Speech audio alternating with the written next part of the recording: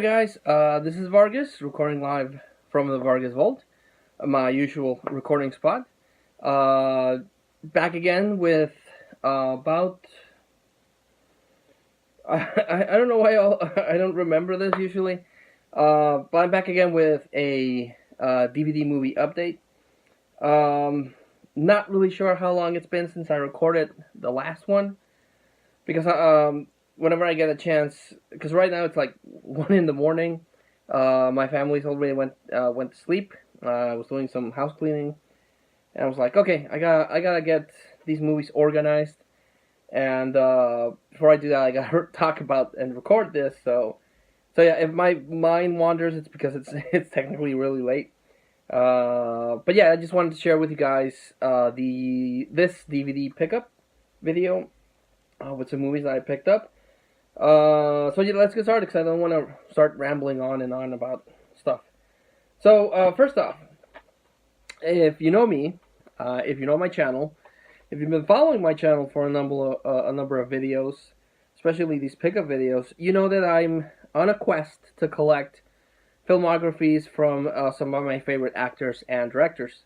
One of these actors that, to this day, still really bums me out, you know, whenever I see him in anything, because I was watching with the wife Law and Order Special Victims Units, something like that, and he guest starred, and I didn't know he guest starred in one of those series, and he was really good in it. He's a really good, or he was a really good actor.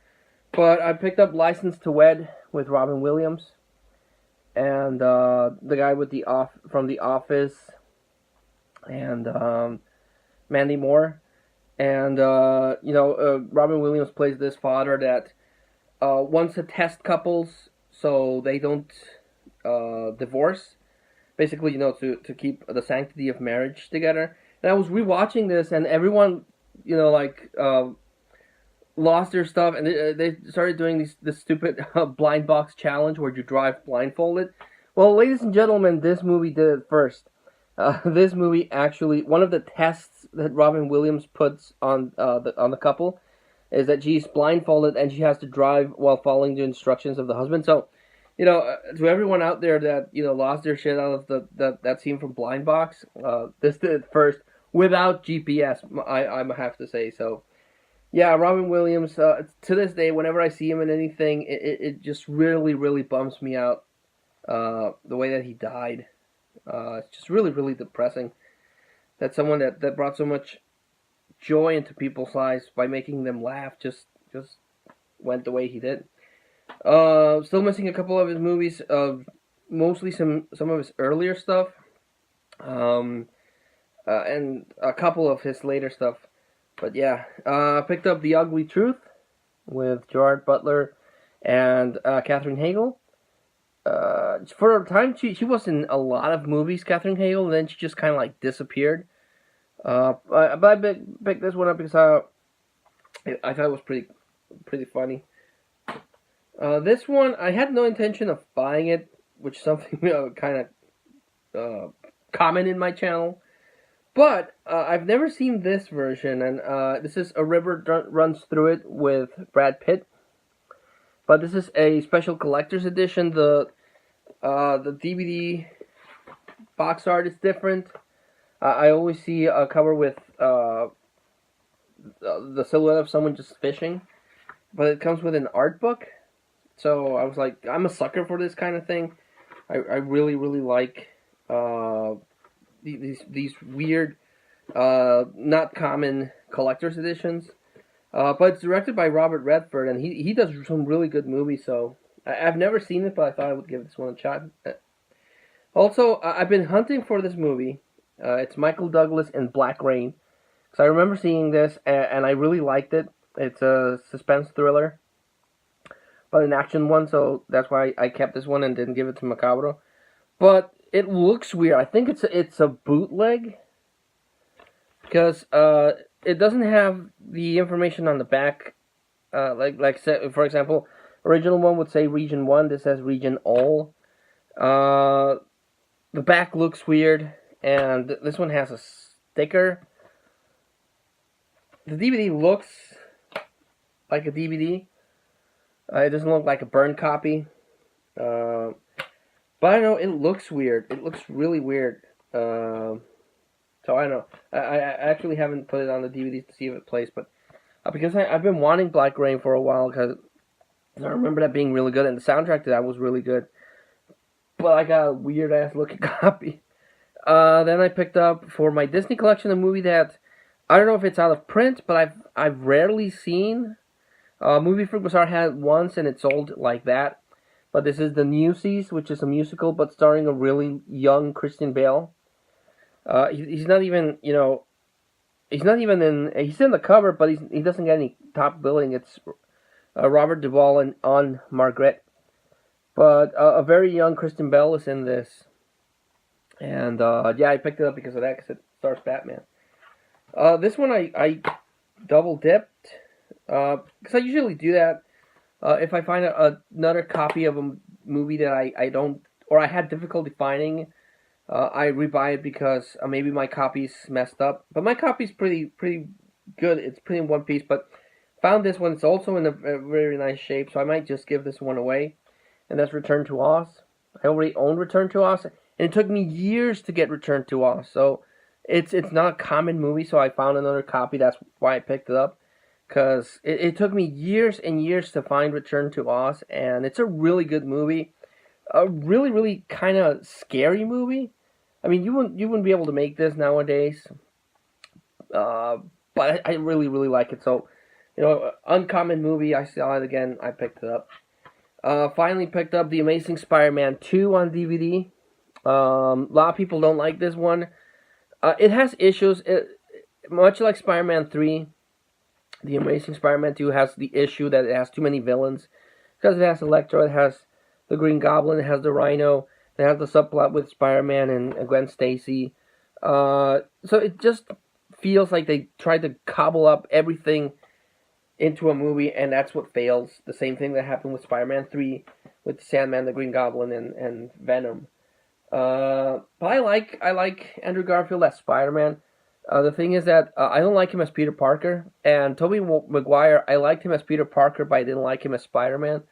The new guy, Tom Holland, I think he's a nice Peter Parker and Spider-Man. I might have said this before, but I like parts of this movie. I thought this was not as bad as people say. Finally picked up, because I've been trying to add this to the anime collection for a while, but I picked up Trigun, and I really like Trigun. This and Cowboy Bebop are two animes that I've been trying desperately to add to the collection. And this is volume 1. I still need to get a couple more volumes of this, but I'm really happy to finally add some Trigun into the collection. Picked up Insurgent, which is the second movie in the Divergent series. I actually don't own Divergent, but I thought the Divergent was really cool. I liked the concept of that. It's your typical young adult novel that, it's a dystopian future, and there's one hero that has to rise above and, change everything. And there's a bunch of movies like that. The Hunger Games is a more popular one. Insurgent, Maze Runner, and even The Giver's kind of like that.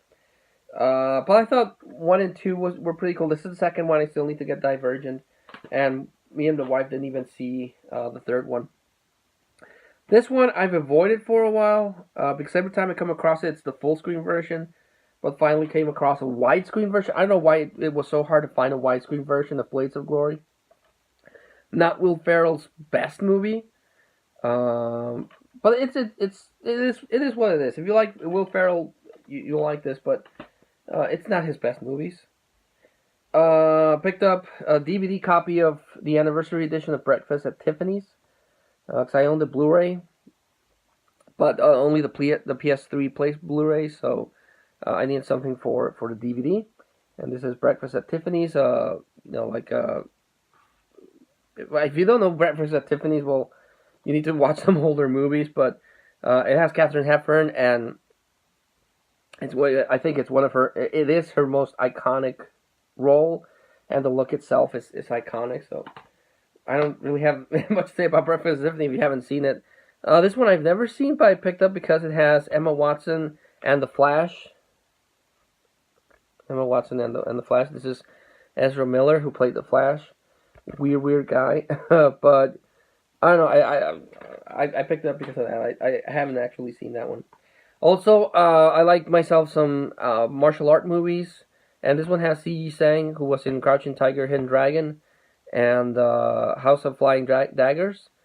And this is The Warrior, not to be confused with the Ultimate Warrior from WWE. I've never seen this one, but again, I'm a sucker for anything martial arts related or ancient Chinese Japanese themed movies. So I picked that one up because of that.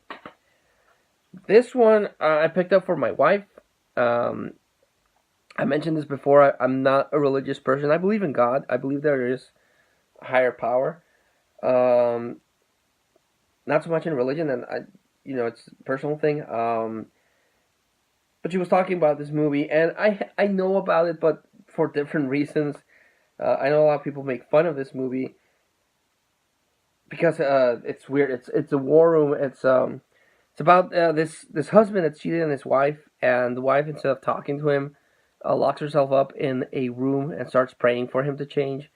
And but the husband, I'm sorry, is kind of an asshole. Not only is he cheating on her, but he's also stealing from his company. And he gets caught, and until he gets caught and everything crumbled, that's when he finds religion.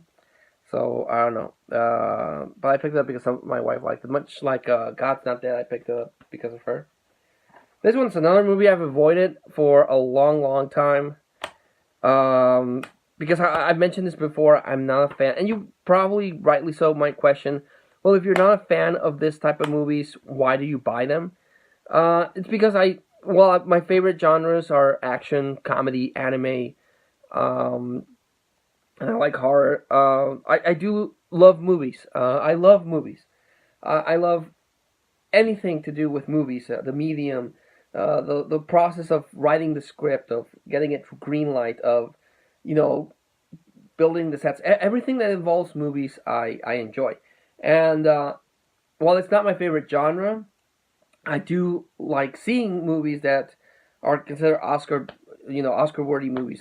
Sometimes I don't agree with the Oscars because, I would nominate different movies than the ones that they select, but every movie, if you love movies, you come out of a movie feeling something. If you don't come out of a movie feeling anything, either you don't love movies or the movie's just awful. That's the way that I define a bad movie. That when you come out of the movie, you don't feel anything. So I even though I don't personally like the genre of dramas, especially this kind of drama where people suffer, I do respect the work and the filmography and the sets and everything that goes in, the acting that goes into this type of movie. So while I have avoided that, I found this one really dirt cheap, so that's why I picked it up.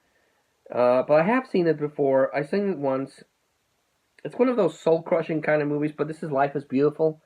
It's an Italian movie that won I'm going to butcher his name, but Roberto Benigni won him an Oscar. And I remember his Oscar win because he was sitting down, he got super excited, and he actually was walking down the seats on his way to receive. That's one of the more memorable Oscar wins that I remember. And it was because of this movie, and this is about this guy that falls in love, has a family, and then World War II happens, and they're thrown into a concentration camp, and so his son doesn't, get traumatized. He's like, oh, this is just a game show, we have to do all these stuff, so so you win a prize, so you're gonna win a tank, and the ending is a real downer, and it's one of those downer uplifting endings. But yeah, this is really bad. Not bad. It's not a bad movie. It's a good movie. It's well acted. It's well directed. It's well filmed. But it's not. I go through so much, and I suffer. I don't know if I mentioned this before. I probably did. I suffer from bouts of depression. So I don't go to the movies looking to get sad. I go to the movies to just forget about this horrible world we live in for 2-3 hours, and even a movie that has a downer ending like Infinity War, where snap and everything disappears, you know it's gonna get better. But something that's based on more real life like this, and it has a downer ending. It kind of like, ugh, it's kind of depressing. And I did that again with the next one, which is Knights of Rodante, Knights of Rodan. I don't know, Knights of this thing. And I was watching this one back when I was still living with my mom, and she was watching this on TV. And you know, if you sit me in front of a movie that at least gets my attention, I'll watch it from beginning to end. And this one was pretty cool, but also ends on a downer ending. But again, it's one of those downer uplifting endings. But I was actually this movie actually got my attention for most of the runtime. So yeah, at least you know it got that. This one, super happy to finally add it because I have Volume 1 and 2 and I was missing Volume 3. Didn't think I was gonna ever find it, but I finally got Volume 3 of Invader Zim. And this is a weird cartoon, and it was in Nickelodeon. And I remember watching this, and I was like, "How is this thing in Nickelodeon? You know, a kids show on a kids channel." But then again, you know, you had Ren and Stimpy, and you had these other weird cartoons. But this is really cool. It's about this mega maniacal alien that wants to conquer the world, and this kid that knows he's an alien and wants it. But really, this is like your Rick and Morty of this time frame, this just came out like in the early 2000s, and this was your Rick and Morty before Rick and Morty, and it's really cool. It has a ton of really cool episodes, like the Halloween episode is really cool, or when the main kid goes into his own head and encounters all this weird ass shit. Really cool series. I really like this. Just a lot of fun. Also, finally completed my, unless they release a new one, my Ip Man collection. This is Ip Man 2. I own the prequel, then Ip Man 1, 2, and 3, and I'm actually missing the last one, which I think is called The Last Battle, when Ip Man is already old. But Donnie Yen, the trilogy of Donnie Yen is the best one. Great martial arts. In the third one, Mike Tyson is in it. And in the second one, he fights a boxer, and that scene alone is amazing. When he's fighting this boxer, and he's getting his ass kicked, but you know, as he's fighting this boxer, he starts learning how to dodge it, and it turns to the battle round. Amazing martial arts trilogy. If you haven't seen Ip Man, I highly recommend that. Then this one, I was watching it with the wife. We saw it on Netflix. We were looking for something to do while the kids were asleep, and we saw Central Intelligence. A lot of fun, a lot funnier than I thought it was going to be. But this one that I bought is the 2-disc collector's edition. It doesn't say it's a 2-disc collector's edition anywhere, but it has 2 discs. Usually on DVDs you get the DVD and the digital copy, but this one's, the second disc is special feature, so I thought that was pretty cool because doesn't say anything, but really cool, really funny movie with The Rock and Kevin Hart. The Rock was this guy that was bullied, and Kevin Hart was the popular guy, and he actually helped him out one time. But The Rock went from this fat, awkward kid into this like Hulk awkward guy, and he tries to get in contact back with Kevin Hart, and then craziness happens. It's a fast-paced, funny movie. At least me and the wife laughed a lot with that movie. Another movie I'm really glad I was able to add is Enemy of the State with Will Smith. This is a special collector's edition with some special features. Until Wild Wild West, Will Smith was in a streak of good movies. And this was one of them. A really good movie where he, you know, finds something that's going to get him in trouble. And he's blacklisted by the government and has to go with Gene Hackman. Really nice suspense thriller there. This one is a movie that I remember seeing, because I remember seeing the kid from E.T. and something else about this video game and about this imaginary spy guy. But, you know, before the internet, I would talk about this movie, and I was like, the hell are you talking about? We've never seen that movie. But I found Cloak and Dagger with the E.T. kid, so he did something else besides E.T. and that Netflix horror show. And it's about this kid that finds a video game. And, you know, people want the video game because it has classified information, and he has to escape with the help of an imaginary spy guy that he created, who's also the same actor that plays his dad. So I remember this being really good. I have yet to sit down and watch this again, but I remember that was really cool. And again, it's one of those movies that I remember, but I didn't know the name. I saw it once. I was like, wow, that was really cool. And it has the E.T. guy, but never saw again. Never came across it until now. So really happy to add that. This one, another movie I've avoided, but I've never seen this version. This is White Chicks, the unrated and uncut edition. I've only seen the regular one in the blue background. Not gonna lie, not a fan of this movie. It's preposterous to think that no one notices these horrible looking things. Are not quite human because they look. The makeup they use to make the Wayans brothers into these white chicks they look horrible. But Terry Crews makes this movie watchable. From the moment he pops up in this movie, the movie saved just because of Terry Crews. So it cost me 5 pesos. So I'm not gonna complain. I wouldn't pay more than 5 pesos for that, which is a quarter. This one I bought from Movie Freak Bazaar, and this is another movie that it's not my cup of tea, but the premise at least sounded interesting. But I knew that there was a 2-disc version of this because I've only seen the 1-disc regular one. But Movie Freak Bazaar had this one, and it's the Criterion release of The Curious Case of Benjamin Button with Brad Pitt and Cate Blanchett, who was in Thor Ragnarok. It's about the story of about this baby that's old. But he's like aging in reverse, so he's an old baby, but as he grows up, he turns young, until when he's old, he's a baby. So, really interesting concept, but I bought this one because it's the 2-disc collector's edition, so it has a pamphlet, the movie, and a DVD with nothing but special features, and I want to see how they did that special effect of the old Brad Pitt. Picked up the unrated extended cut of Lords of Dogtown, which is the skater biopic about the first skaters. Getting a lot of rock movies. Picked up the widescreen edition of Gridiron Gang with The Rock. It's your typical type of movie where this coach is trying to make this band of criminals or hoodlums work together as a team. It's cliche at this point, but I remember it was pretty good. I've seen this at least 3 times.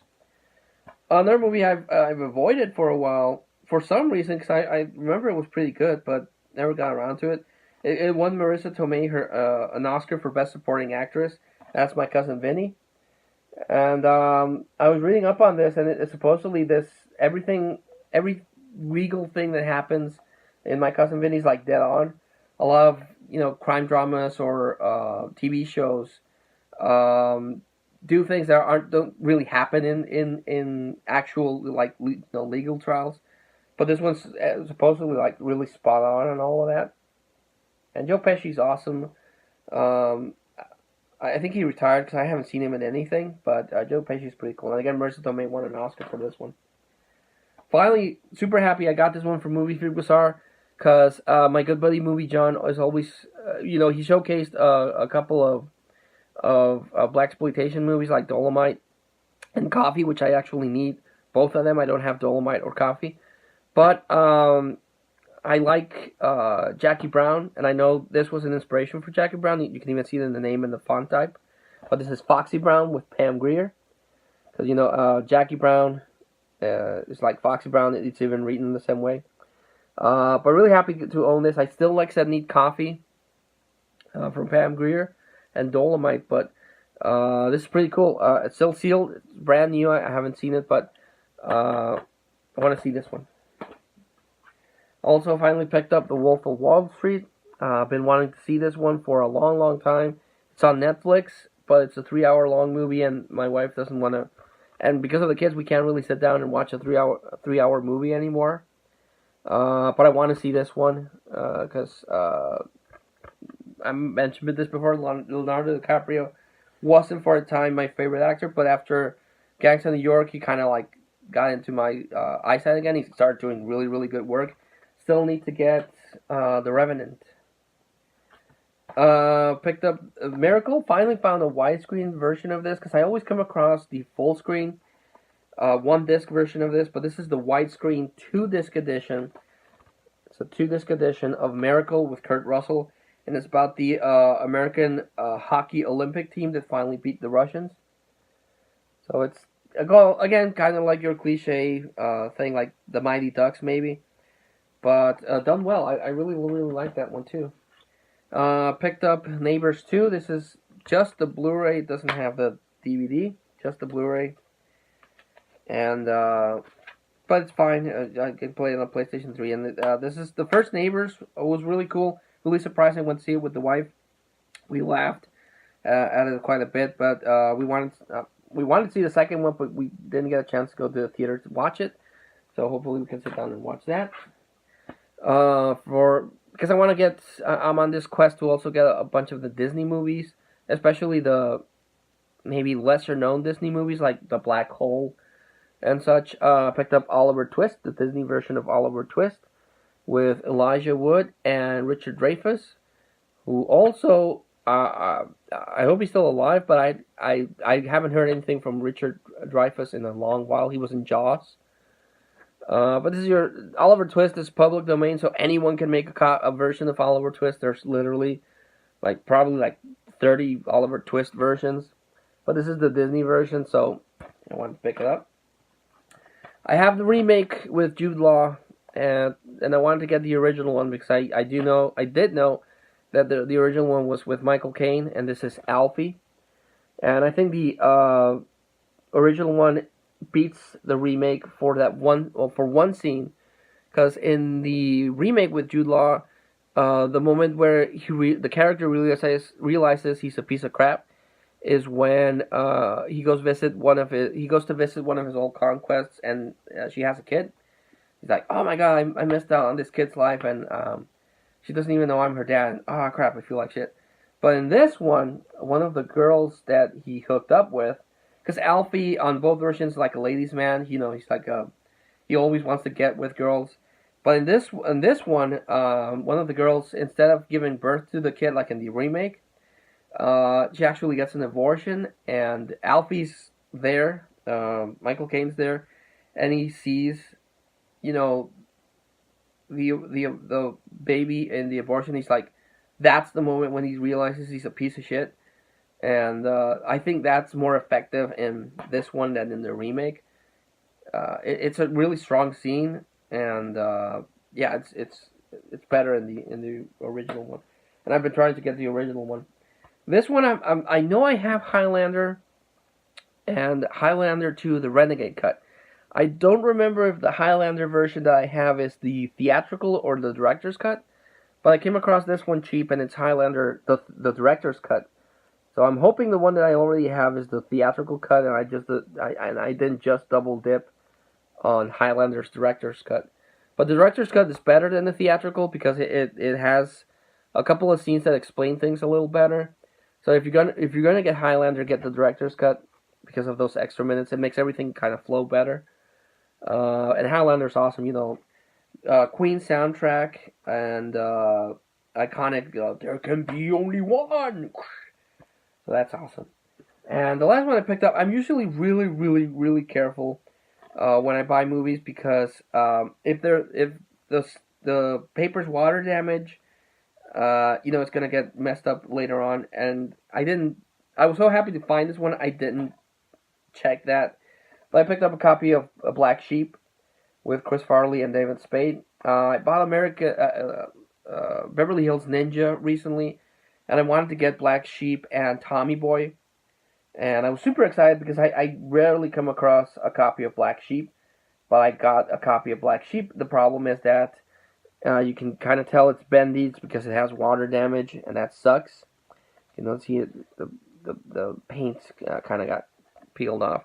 And that sucks because unless I take good care of this, this might turn into mold. And it's going to just spread throughout the thing. and that's gross. So I'm gonna have to track down a better copy of Black Sheep, because the DVD is in mint condition almost. It's just that the damn case is water damage, but you know, didn't notice that. So that was the DVD collection again. I apologize for making these half-hour long videos, but I love movies and I love talking about movies, and sometimes I go on a tangent. So yeah, I if you enjoy that kind of thing, I enjoy. I watch Cool Duder do this kind of thing, and he's talking about all these movies that he picked up and does mini reviews too. Not that I'm trying to copy Cool Duder, but I know a lot of people that do that, and yeah. So yeah, like always, I'd like to recommend the best thing of the haul, and I'm gonna go with if you're into anime, I'm gonna go with Trigon. Trigon is really cool. Again, this and Cowboy Bebop are great anime, and the other one I'm gonna go with is Ip Man. Great martial arts movie. Donnie Yen is great. He was in Star Wars Rogue One, and this if you can track this down, Ip Man. If anyone out there doesn't know, is the guy that trained Bruce Lee. So yeah. The trilogy of the Donnie Yen movies is really cool. Well, thanks so much for watching, guys. Thanks so much for putting up with me for half an hour, babbling on about awesome movies. Until I see you all again, thanks so much, and take care.